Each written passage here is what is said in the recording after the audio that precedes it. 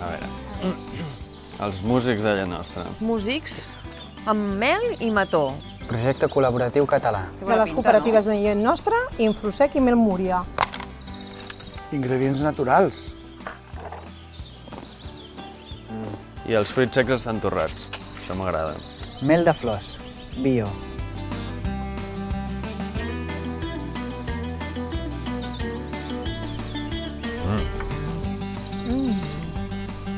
Molt bons.